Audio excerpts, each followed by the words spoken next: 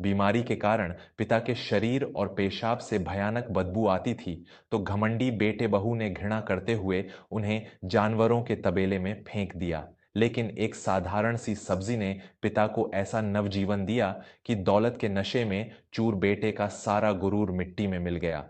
इंसान का शरीर जब तक स्वस्थ और सुंदर रहता है, तब तक दुनिया के सारे रिश्ते उसके इर्द गिर्द नाचते हैं। लेकिन जैसे ही बुढ़ापा और बीमारी इस शरीर को अपनी चपेट में लेते हैं, तो अपने ही खून के रिश्ते घृणा से मुंह फेर लेते हैं। माता पिता अपने बच्चों का मल मूत्र अपने हाथों से साफ करते हैं, रातों की नींद खराब करते हैं और कभी उफ तक नहीं करते। लेकिन जब वही माता पिता किसी गंभीर बीमारी का शिकार होकर बिस्तर पकड़ लेते हैं, तो बच्चों को उनके शरीर से आने वाली बदबू उनके रुतबे और उनकी शान के खिलाफ लगने लगती है। आज की यह कहानी एक ऐसे ही बेबस पिता की दास्तान है, जिसे उसकी बीमारी की बदबू के कारण उसके ही बेटे ने एक जानवर से भी बदतर समझ लिया। लेकिन प्रकृति और ईश्वर का न्याय ऐसा हुआ कि एक साधारण सी सब्जी ने दौलत और घमंड के सबसे ऊंचे महल को एक पल में राख के ढेर में बदल दिया। दुर्गा प्रसाद जी अपने शहर के एक बहुत ही सम्मानित और आदर्शवादी सेवानिवृत्त शिक्षक थे। उन्होंने अपना पूरा जीवन अनुशासन और सादगी में गुजारा था। उनकी पत्नी का स्वर्गवास कई वर्षों पूर्व हो गया था। दुर्गा प्रसाद जी ने अकेले ही अपने इकलौते बेटे राजेश्वर और बेटी अनुराधा को बहुत लाड डीएच प्यार से पाला था। अनुराधा का विवाह एक साधारण लेकिन संस्कारी परिवार में हुआ था, जबकि राजेश्वर एक बहुत बड़ी कंपनी में ऊंचे पद पर कार्यरत था। राजेश्वर की पत्नी मनोरमा एक बेहद महत्वाकांक्षी, आधुनिक और दिखावे पर जीने वाली महिला थी। दुर्गा प्रसाद जी ने अपनी जीवन भर की पूंजी लगाकर राजेश्वर को पढ़ाया और शहर के सबसे पौश इलाके में एक बहुत बड़ा और आलीशान बंगला भी बनवाया था, जहां अब वे राजेश्वर और मनोरमा के साथ रहते थे। सब कुछ सामान्य चल रहा था, लेकिन उम्र के 7वें दशक में प्रवेश करते ही दुर्गा प्रसाद जी के शरीर ने उनका साथ छोड़ना शुरू कर दिया। उन्हें गुर्दों, किडनी की एक बहुत ही गंभीर और दुर्लभ बीमारी हो गई। इस बीमारी के कारण उनके गुर्दे शरीर से विषैले तत्वों को छानने में असमर्थ होने लगे थे। इसका सबसे भयानक प्रभाव यह हुआ कि दुर्गा प्रसाद जी को बार बार पेशाब जाने की समस्या हो गई और उनके पेशाब से अमोनिया और एसडीए हुए मांस जैसी भयंकर बदबू आने लगी। ये बदबू इतनी तेज होती थी कि उनके कमरे के आसपास से गुजरना भी मुश्किल हो जाता था। मनोरमा, जो दिन भर महंगे परफ्यूम और दिखावे की दुनिया में रहती थी, उसे अपने ससुर की यह बीमारी एक अभिशाप लगने लगी। वह अक्सर अपनी नाक पर रुमाल रखकर उनके कमरे के बाहर से चिल्लाती थी, पता नहीं कौन सी सड्डी हुई बीमारी पाल ली है इन्होंने। पूरे घर में ऐसी भयानक बदबू फैल गई है कि मेरा इस घर में सांस लेना मुश्किल हो गया है। मेरे रईस दोस्त और किटी पार्टी वाली सहेलियां इस बदबू के कारण मेरे घर आने से कतराने लगी हैं। राजेश्वर, जिसे अपने पिता के इलाज पर ध्यान देना चाहिए था, वह अपनी पत्नी की बातों में आकर अपने पिता से चिढ़ने लगा। उसने दुर्गा प्रसाद जी का कमरे से बाहर निकलना और ड्राइंग रूम में आना पूरी तरह से बंद करवा दिया।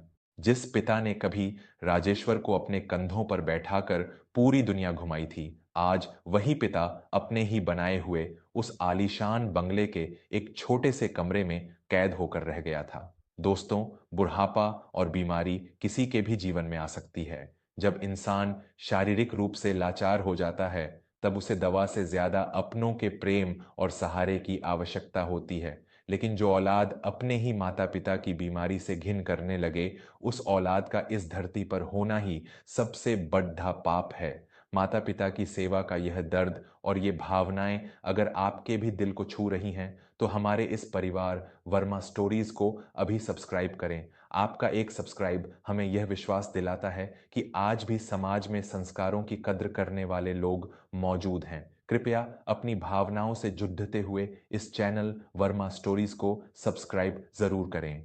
आपके सब्सक्राइब करने से सच्चाई की यह आवाज कभी कमजोर नहीं पड़ेगी। दुर्गा प्रसाद जी का जीवन एक नर्क बन चुका था। एक दिन मनोरमा ने अपने घर पर शहर की कुछ बहुत ही रईस और प्रभावशाली महिलाओं की एक किटी पार्टी का आयोजन किया था। पूरे घर को विदेशी फूलों और महंगे रूम फ्रेशनर से महकाया गया था। उसी दौरान दुर्गा प्रसाद जी को अचानक बहुत तेज पेशाब आई। उनके कमरे से जुद्दा हुआ बाथरूम पिछले 2 दिन से खराब था और राजेश्वर ने उसे ठीक करवाने की कोई परवाह नहीं की थी। दुर्गा प्रसाद जी अपनी लाठी के सहारे कांपते कदमों से हॉल की तरफ वाले दूसरे बाथरूम की ओर बढ़े, लेकिन कमजोरी और बीमारी के कारण उनका नियंत्रण छूट गया और बाथरूम के दरवाजे के पास ही उनके कपड़े खराब हो गए। कुछ ही पलों में हॉल में फैली हुई वो विदेशी फूलों की महक एक बहुत ही तीखी और असहनीय बदबू में बदल गई। मनोरमा की सहेलियां अपनी नाक सिकोड़ने लगीं और घृणा से मुंह बनाने लगीं। मनोरमा की इज्जत उसके दोस्तों के सामने मिट्टी में मिल गई। पार्टी उसी पल खत्म हो गई और सारे मेहमान अजीब सी शक्लें बनाते हुए वहां से चले गए। जैसे ही आखिरी मेहमान दरवाजे से बाहर निकला, मनोरमा का गुस्सा एक ज्वालामुखी की तरह फट पड़ा। उसने राजेश्वर को फोन करके ऑफिस से तुरंत घर बुलाया। राजेश्वर के आते ही मनोरमा ने चीखते हुए कहा, राजेश्वर, आज मैं इस घर में रहूंगी या तुम्हारे ये बदबूदार पिता रहेंगे। तुम्हारे पिता की इस गंदी बीमारी ने आज मुझे मेरे सारे दोस्तों के सामने कहीं मुंह दिखाने लायक नहीं छोड़ा। मैं इस सिद्धांत भरे घर में एक पल भी नहीं रह सकती। अगर तुमने इन्हें अभी के अभी इस घर से बाहर नहीं निकाला तो मैं हमेशा के लिए अपने मायके चली जाऊंगी। राजेश्वर अपनी पत्नी के रूप और अपनी झूठी शान के नशे में पूरी तरह अंधा हो चुका था। वह गुस्से में आग बबूला होकर अपने पिता के पास गया, जो जमीन पर गिरे हुए अपने ही आंसुओं से भीग रहे थे। राजेश्वर ने अपने ही जन्मदाता का हाथ बहुत निर्दयता से पकड़ा और उन्हें घसीटते हुए घर के पिछले हिस्से में बनी हुई उस पुरानी गौशाला तबेले की तरफ ले गया, जिसे सालों से इस्तेमाल नहीं किया गया था। वहां गाय का गोबर और सड्ढा हुआ भूसा पद्दा था। राजेश्वर ने अपने बीमार पिता को उस कार्डी डी डी कादरी हाथी ठंड में उसी भूसे पर धक्का देते हुए कहा, आपको जरा भी शर्म नहीं आती पिताजी? आपने हमारी सारी इज्जत का तमाशा बना दिया है। आपके इस बदबूदार शरीर की सही जगह यह तबेला ही है, क्योंकि अब आप जानवरों से भी बदतर बांस मारते हैं। आज के बाद आप इस तबेले से बाहर कदम नहीं रखेंगे। दुर्गा प्रसाद जी उस सड्डे हुए भूसे पर गिरे फूट फूट कर रो रहे थे। उनका दिल बीमारी से ज्यादा अपने बेटे के इन खंजर जैसे शब्दों से छिल गया था। जिस इंसान ने अपना पेट काट कर बेटे को रेशम के बिस्तर पर सुलाया था, आज वही बेटा उसे जानवरों के तबेले में मरने के लिए छोड़ डेच गया था। 2 दिन बीत गए। दुर्गा प्रसाद जी को तबेले में उसी बदबूदार हालत में सिर्फ रूखी सूखी रोटी दूर से फेंक कर दी जाती थी। उसी बीच उनकी बेटी अनुराधा, जो दूसरे शहर में रहती थी, अचानक अपने पिता से मिलने आ पहुंची। जब उसने घर के अंदर अपने पिता को नहीं पाया और नौकरों से पूछकर गौशाला की तरफ गई, तो वहां का नजारा देखकर उसकी चीख निकल गई। उसके पिता ठंड से ठिठुर रहे थे और उनकी आंखों से आंसुओं की धारा सूख चुकी थी। अनुराधा ने अपने पिता को गले से लगा लिया। उसे उस बदबू से कोई घृणा नहीं हुई, क्योंकि वह बदबू उसके लिए उस पिता की थी जिसने उसे जीवन दिया था। उसने रोते हुए कहा, पिताजी, भैया ने आपके साथ यह कैसा जानवरों जैसा सुलूक किया है। आप इस नर्क में एक पल भी नहीं रहेंगे। मैं आपको अभी अपने साथ ले जा रही हूं। अनुराधा तुरंत अपने पिता को सहारा देकर बाहर लाई।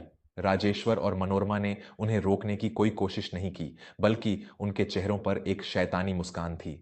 राजेश्वर ने ताना मारते हुए कहा, ले जा इसे अनुराधा, इस बदबूदार बोझ से हमारा पीछा छूटा। अब यह दोबारा इस घर की चौखट पर कदम न रखे। जब एक बेटी अपने पिता को अपमानित होते हुए देखती है तो वह दुर्गा का रूप ले लेती है। माता पिता का सच्चा प्यार और उनकी सेवा केवल वो संतान कर सकती है जिसके सीने में इंसानियत ढड़ ढकती हो।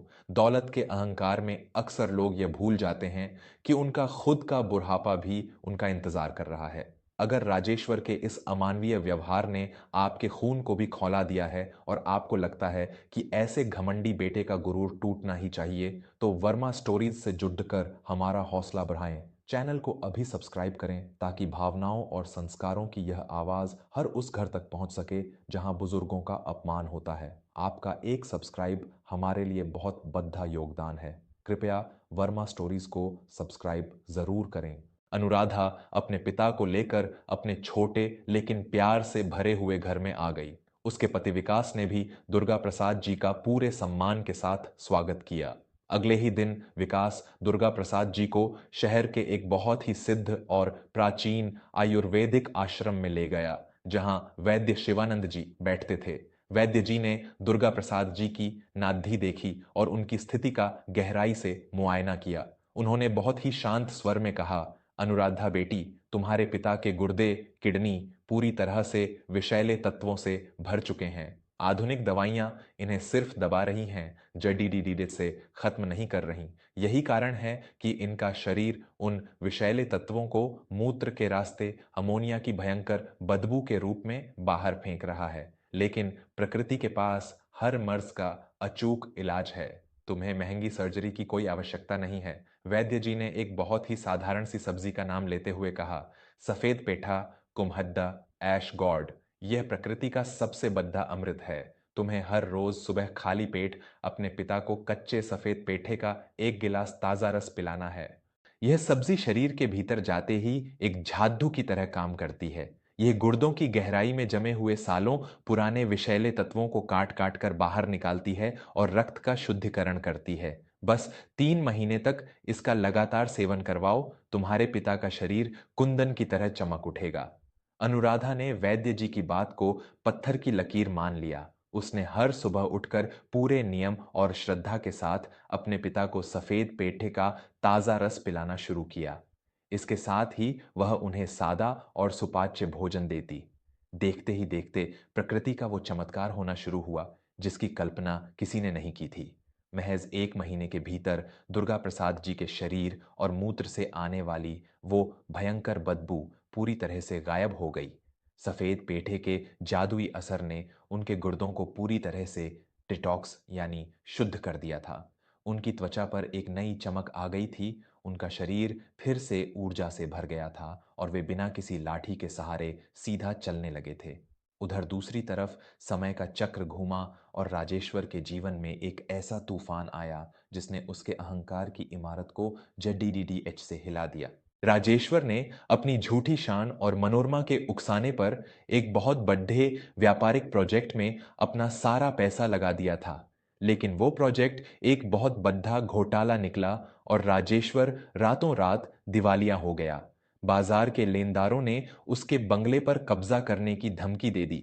राजेश्वर के पास बचने का केवल एक ही रास्ता था। शहर के मुख्य बाजार में दुर्गा प्रसाद जी की एक करोड़ों की व्यावसायिक जमीन थी, जो आज भी कानूनी रूप से दुर्गा प्रसाद जी के नाम पर ही थी। राजेश्वर ने सोचा कि उसका पिता तो वैसे भी अब तक उस बीमारी से बिस्तर पर एढ़ियां रख दे रहा होगा या शायद मरणासन्न होगा। वह धोखे से उनसे उस जमीन के कागजात पर अंगूठा लगवा लेगा। राजेश्वर और मनोरमा अपने हाथ में वो कागज लिए हुए अनुराधा के घर पहुंचे। उन्होंने जैसे ही दरवाजा खोला, सामने का नजारा देखकर दोनों के होश उड्डा डच गए।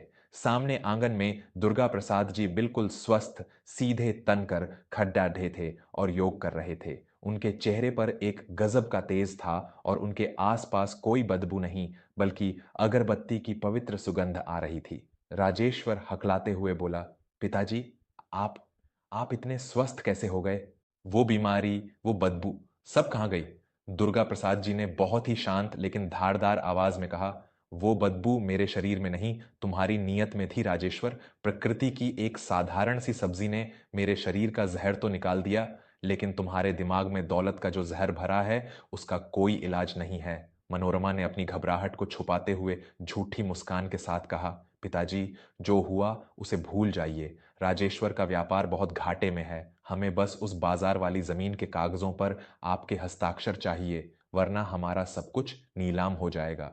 दुर्गा प्रसाद जी ने अपनी जगह से हिले बिना एक बहुत ही गहरी और कठोर आवाज में कहा, जिस पिता को तुम दोनों ने अपनी इज्जत के डर से जानवरों के तबेले में सड्डी डीचने के लिए फेंक दिया था, आज वही पिता तुम्हारी इज्जत कैसे बचा सकता है? तुम्हारी दौलत और तुम्हारी किटी पार्टियों वाली दुनिया में मुझ जैसे बदबूदार इंसान के हस्ताक्षरों की क्या अहमियत है? रही बात उस जमीन की, तो वो जमीन मैंने पिछले हफ्ते ही वैद्य शिवानंद जी के उस आयुर्वेदिक आश्रम और अपनी बेटी अनुराधा के नाम पर एक ट्रस्ट बनाकर दान कर दी है, ताकि मुझ जैसे बीमार और बेसहारा पिताओं का मुफ्त में इलाज हो सके। राजेश्वर के पैरों तले से जमीन खिसक गई। उसका सारा गुरूर, उसकी सारी चालाकी और उसकी दौलत का अहंकार एक पल में राख के ढेर में बदल चुका था।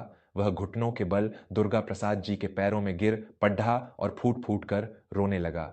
मुझे माफ कर दीजिए पिताजी, मैं अंधा हो गया था, मेरा सब कुछ छिन गया है, मैं सड्डी छिक पर आ गया हूं, मुझे बचा लीजिए। दुर्गा प्रसाद जी ने अपने पैर पीछे खींच लिए। उनकी आंखों में अब कोई मोह नहीं था। माफी की कोई गुंजाइश नहीं बची है राजेश्वर। तूने मेरा घर नहीं छीना था, तूने अपनी किस्मत, अपने भविष्य और अपनी इंसानियत को उसी तबेले में फेंक दिया था। आज तेरी दौलत छिन गई है तो तू माफी मांग रहा है। अब जा और अपने बोए हुए उन कांटों को खुद चुन। मेरे घर के दरवाजे तेरे लिए हमेशा के लिए बंद हो चुके हैं। राजेश्वर और मनोरमा अपना सिर झुकाए आंसुओं में डूबे हुए वहां से लौट गए।